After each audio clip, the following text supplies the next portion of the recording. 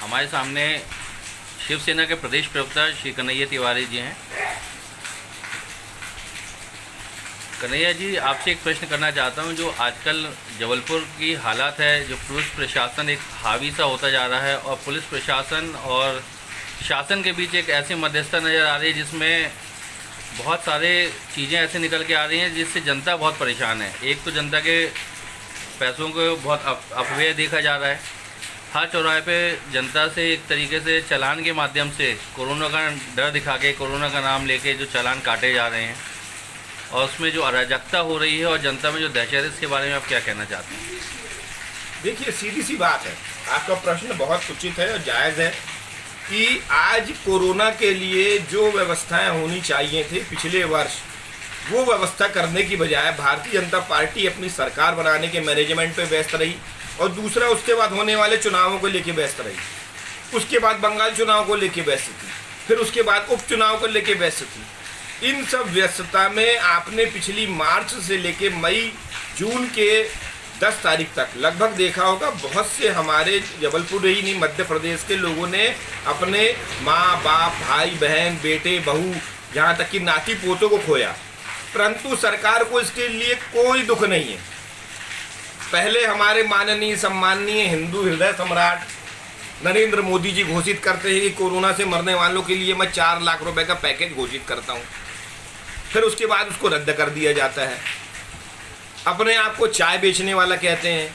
चाय बेचने वाला व्यक्ति आज लोगों को चाय खरीदने और बेचने लायक ही नहीं छोड़ रहा है। स्मार्ट सिटी के नाम पर लोगों के खून पसीने की कमाई को जो है वो आप स्वयं देखते होंगे, रोज समाचार पत्रों में आता है कि कैसे खुद जमीनें खोद के, सड़कें खोद के, गार्डन खोद के और उन्हें वैसी छोड़ दिया जा रहा है, जिससे घटनाएं दुर्घटनाएं हो रही हैं, बहुत सी जनहानि हो रही है। लेकिन इसके लिए कोई कानून नहीं है, कोई बोलने वाला नहीं है और शासन बोलने वाला नहीं, प्रशासन तो बोलता ही नहीं। अब बात आती है कोरोना के समय में गरीब जनता के साथ। सरकार को ये नहीं सोचना है कि गरीब जनता बेरोजगार हो रही है, गरीब जनता महंगाई की मार झेल रही है, गरीब जनता पर कोरोना की जो मार पड़ी है, कोरोना महामारी की, उससे वो वैसे ही त्रस्त है। 4 महीने के लॉकडाउन से लोग अपने धंधा खो चुके हैं, बहुत से लोगों ने तो अपना व्यवसाय बंद कर दिया है और समाचार पत्रों में आए दिन छपता है कि सपरिवार लोग कर्जे के कारण आत्महत्या कर रहे हैं। अब ये मुद्दा नहीं है, मुद्दा ये है आज पुलिस वाले को एक थाने से 150 लोगों के चालान काटना है, ये टारगेट है। अब वो गरीब बेचारा उस 250 रुपये की दवाई लेने जा रहा है, वो मायने नहीं रखता। 250 रुपये का चालान दे के सरकारी खाते में जाए और सरकार उसका अपव्यय भारतीय जनता पार्टी के कार्यकर्ता सम्मेलन में करे, वो चलेगा। कार्यकर्ता सम्मेलन बड़ा है भारतीय जनता पार्टी का, लेकिन आम जनता की जीने मरने से उनको कोई लेना देना नहीं है। तीसरी बात, शासन का मतलब क्या होता है? राजा, और प्रशासन का मतलब मैनेजमेंट। लेकिन ये मैनेजमेंट जो है, जो प्रशासन है, ये बिल्कुल वही कर रहा है, नियमों को ताक पे रख के, नियमों की धज्जियां उड़ा करके, जिससे जनता में एक रोष व्याप्त है, आक्रोश व्याप्त है। आम जनता वैसे ही महंगाई से, बेरोजगारी से, निजीकरण से, ना जाने काहे से त्रस्त है। खाने के तेल के वांदे पड़े हुए हैं। गैस सिलेंडर आप देख रहे हो आजकल समाचार पत्रों में आ रहा है, इतना महंगा कर दिया है हमारे माननीय सम्माननीय हिंदू हृदय सम्राट, अपने आप को गरीबों के देवता कहने वाले मोदी जी ने, कि लोग गैस सिलेंडर लेने की जगह वापस लकड़ी खरीद के और उस पर चूल्हा जलाने के लिए मजबूर हो गए। मुद्दा ये नहीं है भारतीय जनता पार्टी के लिए, आज भी मुद्दा फिर वही मैं कह रहा हूँ, शासन प्रशासन को, पुलिस को खुली छूट है। आप कानून का उल्लंघन करने के लिए हमारे लिए स्वतंत्र है। हम युवा संकल्प यात्रा निकालें, आपको कार्रवाई नहीं करनी है। हम जन आशीर्वाद यात्रा निकालें, आपको कोई कार्रवाई नहीं करनी है। हम अभी अमित शाह जी, माननीय गृह मंत्री जी आ रहे हैं, उनके लिए कार्यकर्ता सम्मेलन कर रहे हैं, बूथ अध्यक्षों की मीटिंग करें, उस पर कोई कार्रवाई नहीं होनी है। हाँ, कार्रवाई होगी, अभी आप देख लीजिए, नोट कर लीजिए, आज से हफ्ता 10 दिन बाद जब गणेश जी विसर्जन होगा तो उन गणेश समितियों पे कार्रवाई होगी। आप लोगों ने कोरोना गाइडलाइन का उल्लंघन किया, आपने डीजे बजाया, आप 10 से ज़्यादा थे, आप 100 से ज़्यादा थे, आपने फलानी, मतलब ये सब गाइडलाइनें सिर्फ जनता के लिए है। कलेक्टर के लिए वो कलेक्टर उस गाइडलाइन में नहीं आता, एसपी उस गाइडलाइन में नहीं आता, तो कौन आता? मैं माननीय फिर से कहूँगा, हाई कोर्ट के माननीय उच्च न्यायालय के जो मुख्य न्यायाधीश हैं उनसे आग्रह करूँगा, अब आपका हस्तक्षेप करने का समय है, क्योंकि शासन के दबाव में प्रशासन है और वो कोई कार्रवाई नहीं करेगा।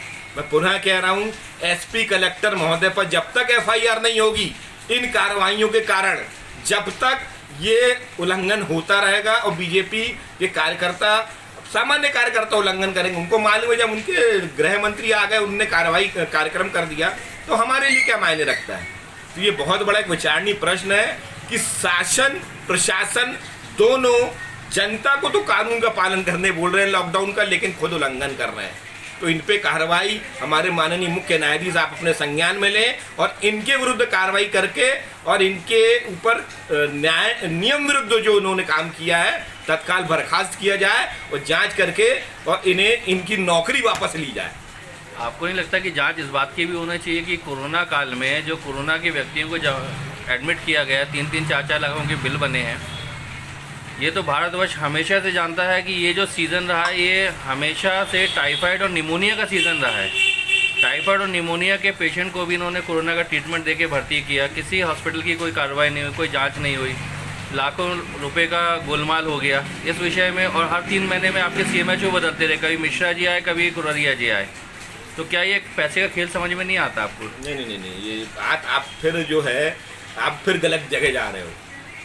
ये विशुद्ध रूप से सरकारी आंकड़ों में चुनाव को देखते हुए हेर फेर की कहानी है। मैं आपको बता दूं क्या होता है, बहुत से जो स्वयं पीड़ित लोग रहते हैं जिन्होंने आके हमसे अपनी पीड़ाएं व्यक्त की हैं, वो जो है वो मायने नहीं रखती। यहाँ पर सरकारी आंकड़े आपने देखा होगा, बहुत बार समाचार पत्र में आता रहा 7 मरे और उसके बाद दूसरे पृष्ठ पर आता रहा 69 मरे। किसको सही माना जाएगा? जो शमशान घाट में भीड़ लगी है उसको कि वो 7 को? जनता अंधी है ऐसा इनका कहना है। मैं भी चलो इस बात को मानता हूँ, लेकिन इतनी भी अंधी नहीं है कि उसको आवाज तक नहीं आया और सांस लेने में पता भी न चले कितने लोग जल के मर गए। तीसरी बात आपने स्वास्थ्य को लेकर के कही, कोरोना वैक्सीन को लेकर कही।